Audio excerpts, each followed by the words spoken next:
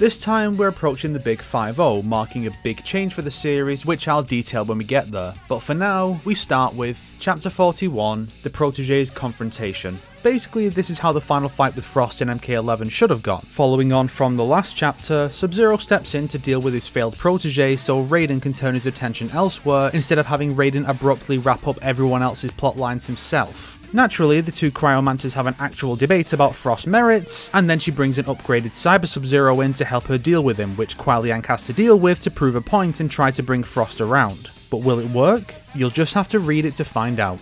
Chapter 42.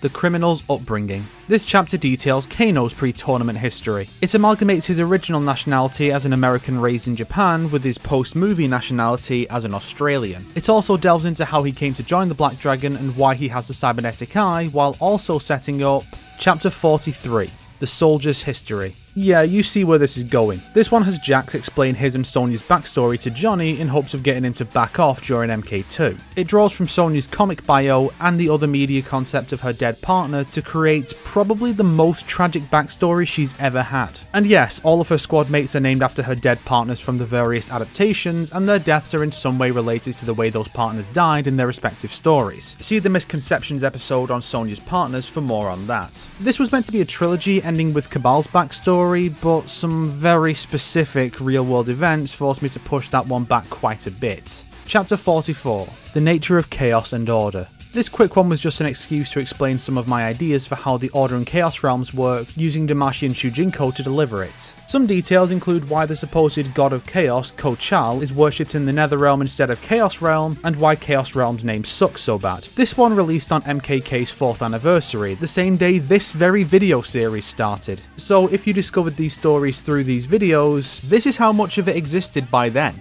Chapter 45. The Royal Retribution. From the word royal, you've probably guessed that this is another long one about the Edenians. It details Sindel, Kitana, Jade and Ermac's participation in the Battle of Armageddon, and also serves as the culmination of Melina and Tanya's Armageddon arc that began back in The Emperor's Daughter. This was around the time when I started to make up my mind about the direction MKK was going to go with regards to the multiple timelines. But we'll get more into that later. Chapter 46. The Superstars Reboot. Finally, the Johnny Cage trilogy comes to a close with a chapter detailing his post-tournament history in the second timeline, focused mainly on his relationships with Sonya and Cassie. We see him grow from the self-absorbed, down-on-his-luck actor to a respected father and soldier who takes it upon himself to mentor the next generation of heroes, alongside his new friend Kenshi. Johnny's development is one of the few things I think NetherRealm handled overall well in the latest trilogy, exaggerated douchebaggery aside. Chapter 47. The Superstars Questions. Another one about Johnny, kinda, but not part of the trilogy. Set during the tournament, Johnny's seeking clarification on the gods and how the universe works from Liu Kang. As with Chapter 44, this is mostly just a way for me to explore an alternate way for the MK universe to work. For example, after Johnny makes the Greek mythology comparison, Liu Kang expresses quite clearly that Titans do not exist in MKK. Kronika is the Elder God of Time and nothing more. I still think my Elder God of Time OC would be better though. Chapter 48. The Princess's Negotiations. Another of the direct scene adaptation stories, this one is based on Kung Lao's MK Gold ending. It's mostly there to characterize Goro with nobility, which was easily the most interesting thing about him, which is basically gone in the newer games, favouring a generic enforcer characterization instead. Kung Lao gets a lot of focus here too, naturally. Ironically, it's the titular character who has the least focus here. Chapter 49. The Spectre's Reward. Set in the wake of his time as the champion of the Elder Gods in Deception, Scorpion is returned to the Shiraidu village where he finds his clan revived as the Elder Gods had promised. However, if you're familiar with Scorpion's Armageddon story, you know that the Elder Gods are either the most petty, vindictive arseholes in the MK universe, or the most unbelievably brain-dead ignoramuses in said universe. Hanzo deserved better. And yes, Harumi and Satoshi show up in this. Chapter 50. The Hero's Tale.